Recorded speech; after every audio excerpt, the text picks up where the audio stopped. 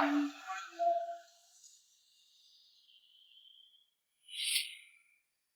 你个蠢货，第一天上班就偷懒，过来！你姓什么叫什么？我姓关。关门的关啊！哼，我说难怪呢，你想我关门倒闭，不急不厉啊！肥甲潘，你顶他的位置。让我做什么？炒了你了，不用上班了。又不能上班了。哎，你人高马大，有什么鬼用啊？我每次骂你，都要把头仰起来，累都累死我了。你长得那么高，鬼才请你了。拿中原呢？但我不会拿中原，我肯做，不相信找不到饭吃。我的名字叫关富强，是一个穷困潦倒的中年大叔。人倒霉起来，真是路边的旺财也要躲着你走。我住在一间比棺材稍微大一点的出租屋里，炎热的夏天，热得我实在难以入睡，只有2个从路边捡来的布娃娃陪伴。次日，闹钟响起后，我急忙灌了一口凉水，然后到面包店买了一份打折面包。在上班的路上，恰好遇到了一起车祸，我就停下来看热闹。就是因为耽误了这5分钟，工头就要把我赶走。你这种散工有什么资格迟到？你就知看我不顺眼。那你别干了，走，把工具放下。工具是我的。走走走，走。这个世界很不公平啊！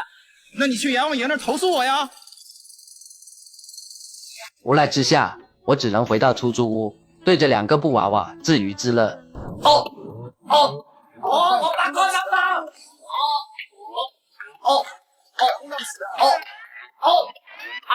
我把锅拿到。但是生活还要继续，我只好到一家叉烧店打工。可是刻薄的老板娘见我给客户切那么多叉烧，直接将我开除。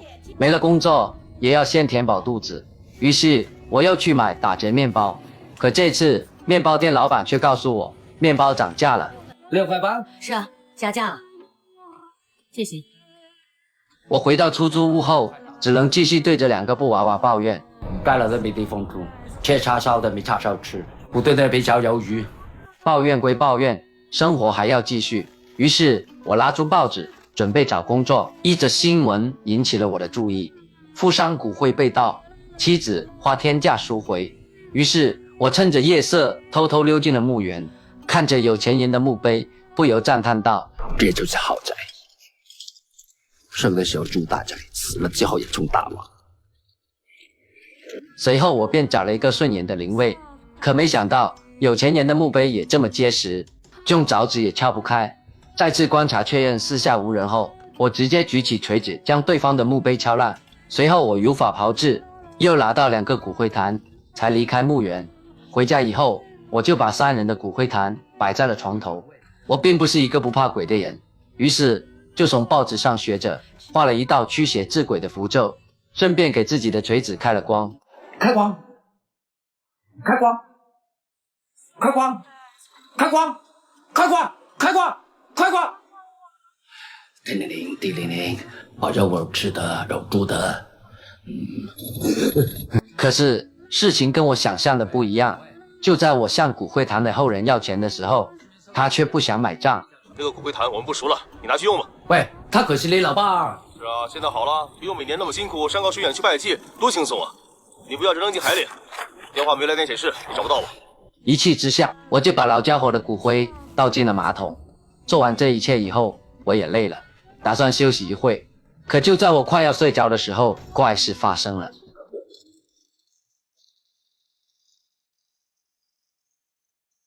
有没有空房间啊？让我住一住啊！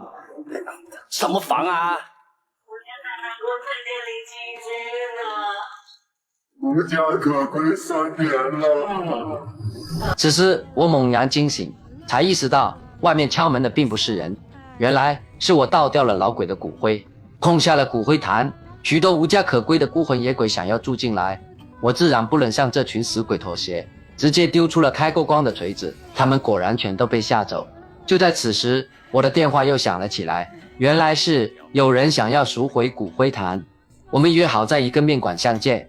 眼看时间快到了，我非常紧张地盯着门口，可没想到那个男人居然突然出现在我身后。起初我并没有多想，男子自称是死者的弟弟，不想要嫂子伤心，才要赎回骨灰坛。我不想听他的废话，只想着一手交钱，一手交货。收到钱以后，我就坐在旁边数了起来，并没有注意到那个男人在给我拍照。数完钱后，我一抬头，发现那个男人居然不见了。再看向门口时，发现那个男人居然已经抱着骨灰坛出现在楼下。仔细辨认，我才想起这个男人正是骨灰坛的主人朱永杰。原来我失业那天看到的车祸正是这个男人。当时他正给妻子阿妮发短信商量旅游的事情，结果一时大意没有躲开，被人撞。阿妮一时接受不了失去丈夫的现实，就偷偷把手机放进骨灰坛，希望丈夫能联系自己。果然这晚阿妮接到了丈夫的电话。与此同时，我想检查一下刚收到的钱，可打开信封后才发现现金变成了冥币。我非常害怕，直接把冥币点燃，随后就拿起开过光的锤子，搅拌飘出的火星，一下点燃了旁边的鞭炮。就这样，在不知不觉中，我变成了一个火燃。次日，阿妮来到墓地，从丈夫骨灰坛后面找出了那部手机。手机解锁后，她就见到了我的相片，而变成火燃的我也成了一个穷鬼，带着那2个布娃娃继续寻找住所。到这里，我的故事也就结束了，我们下期见。